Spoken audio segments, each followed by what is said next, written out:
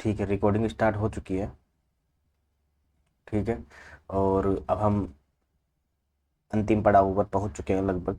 जो भी शुक्ल जी की हिंदी साहित्य का इतिहास था उसमें हम अंतिम उत्थान पढ़ रहे थे, तृतीय उत्थान काव्यधारा का। उसमें शुक्ल जी विभिन्न प्रकार की बातें हमको बता रहे थे, जिसमें से उन्होंने बताया कि तृतीय उत्थान में किस प्रकार से पाश्चात्यवाद और बंगाली जो काव्य है उसका कैसे मिश्रण हुआ, किस प्रकार से इसमें छायावाद और स्वच्छंदतावाद नाम से एक नया वाद चला, कल्पना का मिश्रण किस प्रकार से इस काव्य में होने लगा। इन सारी बातों को हमने पढ़ा। कल्पना के लिए ऐसे ऐसे शब्द इस्तेमाल करना या प्रतीक के माध्यम से, जिसे कहते हैं ना प्रतीकवाद के रूप में भी, प्रतीक के माध्यम से ऐसे ऐसे शब्द इस्तेमाल करना जिसका कोई औचित्य ही नहीं है, अर्थात गलत चीज के लिए गलत प्रतीक यूज करना, ये शुक्ल जी का मत है छायावाद के संदर्भ में, छायावादी कविता के संदर्भ में।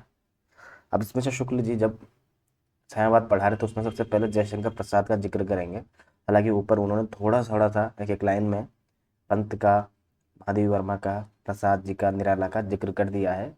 पर अभी जो है जयशंकर प्रसाद पर पूरा कंप्लीट पढ़ेंगे।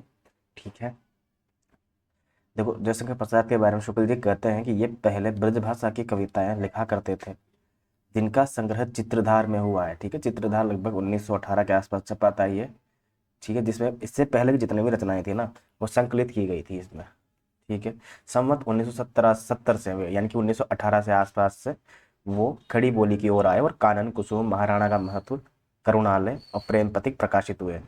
पहले वो कलाधर उपनाम से, ठीक है, कलाधर उपनाम है, इंपॉर्टेंट है, लिख लीजिए। इस नाम से ब्रज में कविताएं करते थे। उसके बाद खड़ी बोली की ओर आए, कानन कुसुम, महाराणा का महत्व, करुणालय, प्रेम पथिक प्रकाशित हुए। कानन कुसुम में तो प्राय उसी ढंग की कविताएं हैं जिस ढंग में द्विवेदी काल पर निकला करती थी। इंपॉर्टेंट पंक्तियां 200% लगा लीजिए। जयशंकर प्रसाद के संदर्भ में कौन सा कथन सही है, कौन सा कथन गलत है, जब ऐसा प्रश्न आएगा यह पंक्तियां पूछी जाएगी। क्योंकि शुक्ल जी ने लिखी है, शुक्ल जी और नगेंद्र की लिखी हुई एक एक पंक्ति जो है वो पत्थर की लकीर है। ये कानन कुसुम में तो प्राय उसी ढंग की कविताएं मिलती है जिस ढंग की द्विवेदी काल में निकला करती थी। महाराणा का महत्व, हाँ, महाराणा का महत्व और प्रेम पथिक अतुकांत रचना है। इंपोर्टेंट है, बहुत ज्यादा इंपॉर्टेंट है कि महाराणा का महत्व, प्रेम पथिक जो है अतुकांत है, जिसका मार्ग पंडित श्रीधर पाठक पहले दिखा चुके थे। भारतेंदु काल में अंबिका दत्त व्यास ने भी बंगला की देखा देखी कुछ अतुकांत पद्य आजमाए थे। पीछे पंडित श्रीधर पाठक ने सांधे अटन, इंपॉर्टेंट मैंने पहले बता रखी है, नाम की कविता खड़ी बोली के अतुकांत पद्यों में बड़ी सफलता के साथ प्रस्तुत की थी। सामान्य परिचय के अंतर्गत दिखाया जा चुका है कि किस प्रकार सर्वथा मैत्रीषण गुप्त, बद्रीनाथ भट्ट और मुकुटधर पांडे इत्यादि कहीं कभी अंतर्भावना की प्रगल्भ चित्रमय वेदना के उपयुक्त स्वच्छंद नूतन पद्धति निकाल रहे थे। पीछे उस नूतन पद्धति पर प्रसाद जी ने कुछ छोटी छोटी कविताएं लिखी। तो देखो किसने किस विधा में रचनाएं की, उस रचना के अंदर क्या क्या है ये आपको याद होना चाहिए। जो हिंदी के सर्वश्रेष्ठ कवि जैसे तुलसीदास की 12 रचनाएं हैं, 12 गिनाई है, कुछ लोग 13 गिनाते हैं। तो याद होना चाहिए किस कविता के अंदर अभी कविता छंद है, किसके अंदर चौपाई है, किसके अंदर पद है, ये याद होना चाहिए आपको। शुक्ल जी कहते हैं पीछे उस नूतन पद्धति पर प्रसाद जी ने कुछ छोटी छोटी कविताएं लिखी जो सम्मत 1918 में झरना के भीतर संग्रहित हुई। इंपोर्टेंट, सम्मत 1975 सन 1918 में संग्रहित हुई। झरना के अंदर 24 कविताओं में से उस समय की नूतन पद्धति पर निकलती हुई कविताओं की ऐसी कोई विशेषता नहीं थी। अर्थात जो विशेषता नहीं है मतलब कोई नई चीज है और नई चीज है, तो इसलिए तो झरना को हम छायावाद का पहला काव्य कहते हैं ना। जिस पर ध्यान जाता है दूसरे संस्करण में जो बहुत पीछे आया था, पुस्तक का स्वरूप ही बदल गया। उसमें आधी से ऊपर 33 रचनाएं जोड़ी गई, जिसमें से पूरा रहस्यवाद, अभिव्यंजना का अनूठापन, व्यंजक चित्र विधान सब कुछ मिल जाता है। विषाद, बालू की बेला, खोलो द्वार, बिखरा हुआ प्रेम, किरण, बसंत की प्रतीक्षा आदि उन्हीं के पीछे जोड़ी हुई रचनाओं में से हैं, जो पहले संस्करण में नहीं थी। द्वितीय संस्करण में ही छायावाद कही जाने वाली विशेषताएं स्फुट रूप से दिखाई पड़ी। इसके पहले सुमित्रानंदन पंत का पल्लव भी बड़ी धूमधाम से निकल चुका था, जिसमें रहस्य भावना तो कहीं कहीं पर अप्रस्तुत विधान, चित्रमय भाषा और लाक्षणिक वैचित्र्य आदि विशेषताएं अत्यंत प्रचुर परिणाम में दिखाई पड़ी। प्रसाद जी में ऐसी मधुमय प्रतिभा और ऐसी जागरूकता, भावुकता अवश्य थी कि उन्होंने इस पद्धति का अपने ढंग पर बहुत ही मनोरम विकास किया। शुक्ल जी कहते हैं कि संस्कृति कोमल कान पदावली का जैसा सुंदर चयन बंग भाषा के काव्य में हुआ है, वैसा अन्य देश भाषाओं के साहित्य में नहीं हुआ है। इंपॉर्टेंट है कि बंग भाषा के संस्कृति कोमल कान पदावली का जैसा सुंदर चयन बंग भाषा के काव्यों में हुआ है, वैसा अन्य देश भाषाओं के साहित्य में नहीं दिखाई पड़ता। उनके परिशीलन में पद लालित्य की जो गूंज प्रसाद जी के मन में समाई, वो बराबर बनी रही। जीवन के प्रेम विलासमय मधुर पक्ष की स्वाभाविक प्रवृत्ति होने के कारण वे उस प्रियतम के संयोग वियोग वाली रहस्य भावना में जिसे स्वाभाविक रहस्य भावना से अलग समझना चाहिए, रमते प्राय पाए जाते हैं। प्रेमचर्या के शारीरिक व्यापारों और चेष्टाओं, जैसे कौन कौन से थे प्रेमचर्या के शारीरिक व्यापार और चेष्टाएं? अश्रु, स्वेद, चुंबन, परिरंभण, लज्जा की दौड़ी हुई लाली इत्यादि, रंग रेलियों और अटखेलियों, वेदना की कसक, टीस इत्यादि की और इनकी दृष्टि विशेष जमती थी। इसी मधुमय प्रवृत्ति के अनुसार प्रकृति के अनंत क्षेत्र में वल्लरियों के दान, कलिकाओं की मंद मुस्कान, सुमनों के मधुपात्र पर मंडराते मलिंदों के गुंजार, सौरभ हर समीर की झपक लपक, पराग मकरंद की लूट, उषा के कपोलों पर लज्जा की लाली, आकाश और पृथ्वी के अनुरागमय परिरंभ, रजनी के आंसू के भीगे अंबर, चंद्रमुख पर श्रद्धन के अवगुंठन, अवगुंठन एक प्रकार से होता है, इसे कहते हैं अपन जो घूंघट लेते हैं ना, मधुमास की मधु वर्षा और झूमती मादकता इत्यादि पर अधिक दृष्टि जाती है। अतः इनकी रहस्यवादी रचनाओं को देख चाहे तो ये कहे कि देखना चाहे तो ये कहे कि उनकी मधु वर्षा के मानस प्रसार के लिए रहस्यवाद का पर्दा मिल गया। अतः यूँ कहे कि इनकी सारी प्रणयानुभूति ससीम पर से कूदकर असीम पर जा रही है। बहुत बढ़िया। इनकी पहली जो विशिष्ट रचना है इनके अनुसार वो 1925 में आंसू है।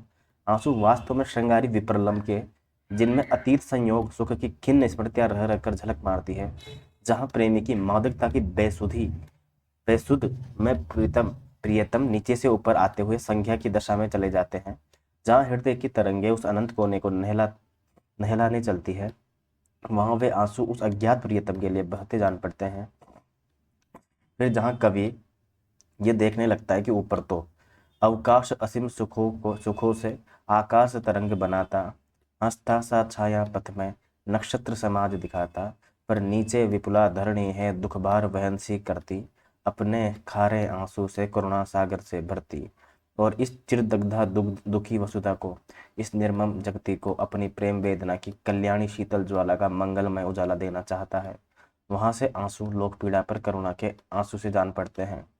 पर वही कवि, जब हम कवि की दृष्टि अपनी सदा जागती हुई अखंड ज्वाला की प्रभु विष्णुता पर इस प्रकार जमी पाते हैं कि हे मेरी ज्वाला, तेरे प्रकाश में चेतन संसार वेदना वाला, मेरे समीप होता है पाकर कुछ करुण उजाला, तब ज्वाला या प्रेम वेदना के अतिरंजित और दुरारूढ़ भावना की जो श्रृंगार की पुरानी रूढ़ी है रह जाती है। जो भी महत्वपूर्ण बात होगी मैं आपको समझा दूंगा डिटेल में, उनको आप अंडरलाइन कर लेना।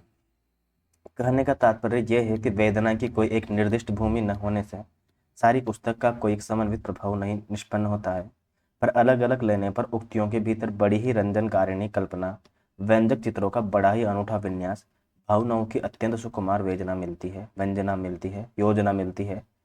प्रसाद जी की यह पहली काव्य रचना है जिसने बहुत लोगों को आकर्षित किया है। कौन सी? आंसू। इंपॉर्टेंट है। अभिव्यंजना की प्रगल्भता और विचित्रता के भीतर प्रेम वेदना की दिव्य विभूति का विश्व में उसके मंगलमय का प्रभाव, सुख और दुख को दोनों को अपनाने की उसकी अपार शक्ति का और उसकी छाया में सौंदर्य और मंगल का भी आभास पाया जाता है। नियतिवाद और दुखवाद का विष्णु स्वर भी सुनाई पड़ता है। इस चेतना को दूर हटाकर मद तंद्रा, स्वप्न और असंज्ञा की दशा का आह्वान रहस्यवाद की स्वीकृत विधि है। इस विधि का पालन आंसू से लेकर कामायनी तक हुआ है। अपने ही लिए नहीं, उजाले में हाथ पैर मारने वाली चिर दग्धा दुखी वसुधा के लिए भी ये नींद लाने वाली दवा लेकर आने को कवि निशा से कहता है। चिर दग्धा दुखी ये वसुधा आलोक मांगती तब भी, तुम तुहिन बरस दो कण कण, ये पगली सोए अब भी। चेतना की शांति या विस्मृति की दशा में ही कल्याण की वर्षा होती है, मिलन सुख प्राप्त होता है। अतः इसके लिए रात्रि की भावना को बढ़ाकर प्रसाद जी महारात्रि तक ले गए हैं, जो सृष्टि और प्रलय का संधि काल है। इसमें सारे नाम रूपों का लय हो जाता है। चेतना लहर न उठेगी, जीवन समुद्र थिर होगा, संध्या को सर्ग प्रलय की विच्छेद मिलन फिर होगा। आंसू के उपरांत दूसरी रचना लहर है 33 में, जो कई प्रकार की कविताओं का संग्रह है, जो गीत है कहीं ना कहीं इसमें देखना जाए ना तो, है ना। एक लंबी कविता तो आंसू है, लेकिन ये लहर में गीत है। छोटी छोटी कविताएं सबसे पहले दी गई है। इसी से समुच्चय का संग्रह का नाम लहर रखा गया है। लहर से कवि का अभिप्राय उस आनंद की लहर से है जो मनुष्य के मानस में उठा करती है और उसके जीवन को सरस करती रहती है। उसे ठहराने की पुकार अपने व्यक्तिगत नीरस जीवन को भी सरस करने के लिए कही जा सकती है, और अखिल मानव जीवन को भी। यह जीवन की लहर भीतर उसी प्रकार स्मृति चिन्ह छोड़ जाती है, जिस प्रकार जल की लहरें नदी की बालू के बीच पसलियों की सी उभरी रेखाएं छोड़ जाती है। उठ उठ गिर गिर फिर आती, नर्तित पद चिन्ह बना जाती, सिकता की रेखाएं उभार भर जाती अपनी तरल सिहार। इसमें भी उस प्रियतम का आंख मिचौली खेलना, दबे पाव आना, किरण उंगलियों से आंख मूंदना या मूंदने की कोशिश करना, क्योंकि उस ज्योतिर्मय का कुछ आभास मिल ही जाता है। बहुत बढ़िया। प्रियतम की ओर अभिसार इत्यादि रहस्यवाद की सब सामग्री है। प्रियतम अज्ञात रहकर भी किस प्रकार प्रेम का आलंबन करता है, यह भी दो एक जगह सूचित किया गया है। तुम हो कौन और मैं क्या हूँ, इसमें क्या है धरा सुनो, मानस जलधि रहे चिरचुंबित, मेरे क्षितिज उदार बनो। इसी प्रकार है सागर संगम अरुण नील में ये चित्र सामने रखा गया है कि सागर ने हिमालय से निकली नदी को कब देखा था और नदी ने सागर को कब देखा था, पर नदी निकलकर स्वर्ण स्वप्न देखती उसी की ओर चली और सागर भी बड़ी उमंग के साथ उसी से मिला। क्षितिज जिसमें प्रातः साय अनुराग की लाली दौड़ा करती है, असीम आकाश और ससीम पृथ्वी का सहेट या मिलन स्थल सा दिखाई पड़ता है। इस हलचल भरे संसार से हटाकर कवि अपने नाविक से वहीं लेकर जाने के लिए कहता है कि ले चल मुझे भुलावा देकर मेरे नाविक धीरे धीरे। जिस निर्जन में सागर लहरी, अंबर के कानों में गहरी निश्चल प्रेम कथा कहती हो, तज कोलाहल की अवनी रे, ले चल मुझे भुलावा देकर मेरे नाविक धीरे धीरे।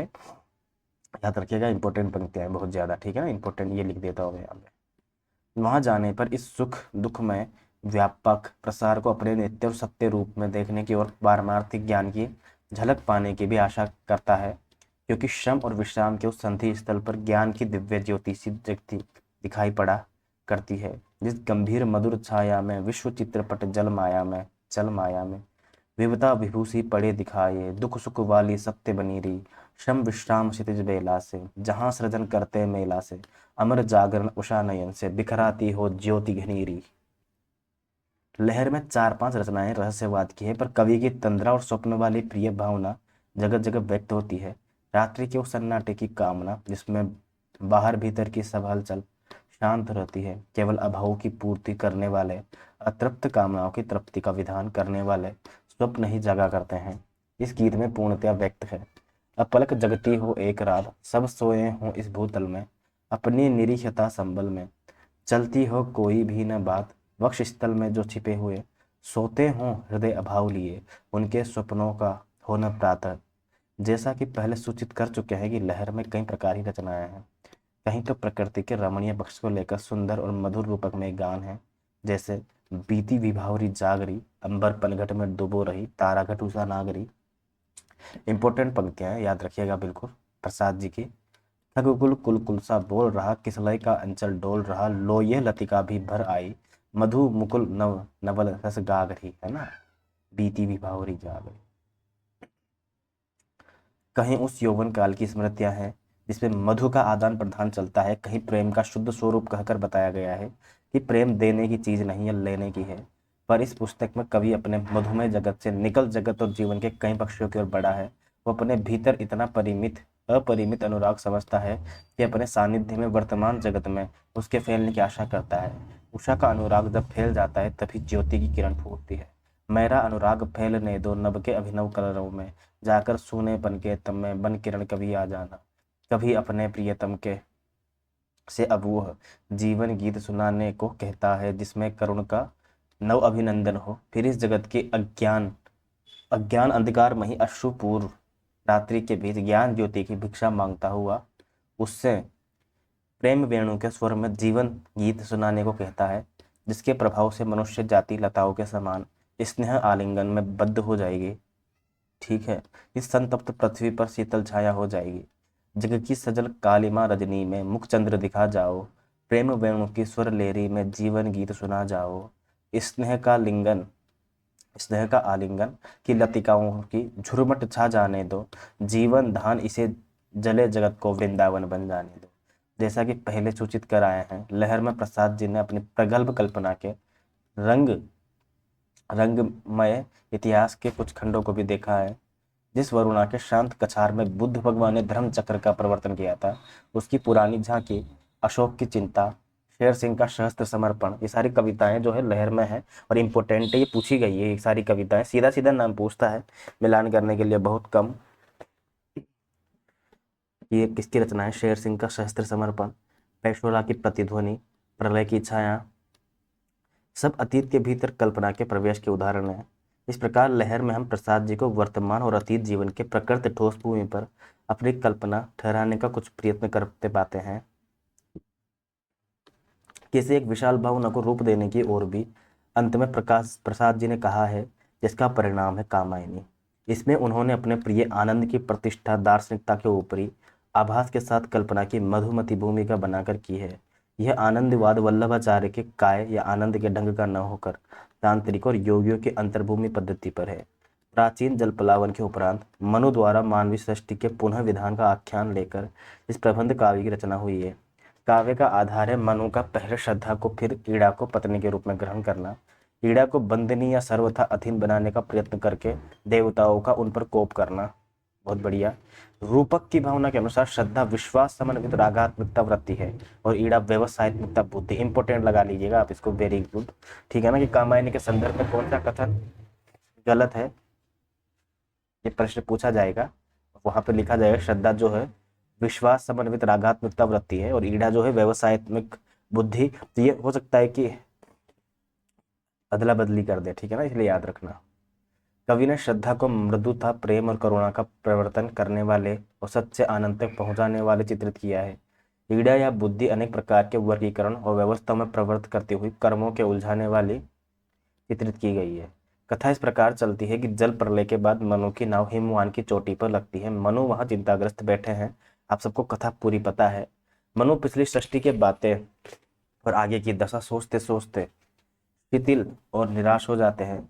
यह चिंता बुद्धिमति या मनीषा का ही रूप कही गई है, जिसमें आरंभ में ही बुद्धिवाद का विरोध किंचित आभास मिल जाता है।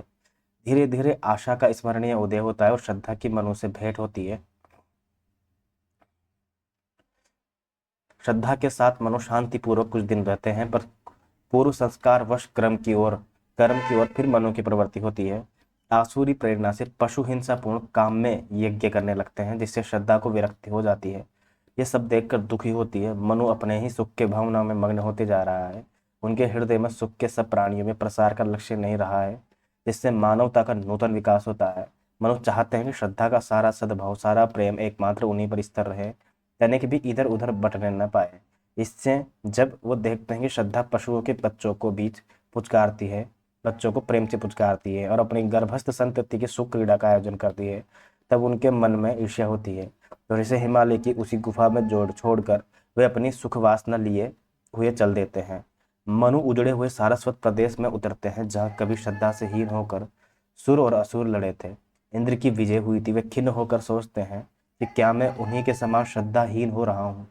इसी बीच में अंतरिक्ष से काम की अभिशाप भरी वाणी सुनाई पड़ती है कि मनु, तुम श्रद्धा को हो गए भूल, उस पूर्ण आत्मविश्वासमयी को उड़ा दिया था समझ तूल। तुम भूल गए पुरुषत्व मोह में कुछ सत्ता है नारी की, समरसता है संबंध बनी अधिकारी और अधिकारी की।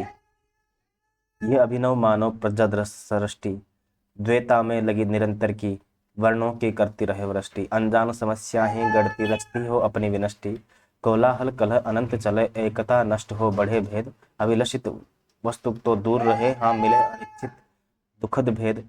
प्रभात होता है मनु अपने सामने, एक सुंदर घड़ी पाते हैं।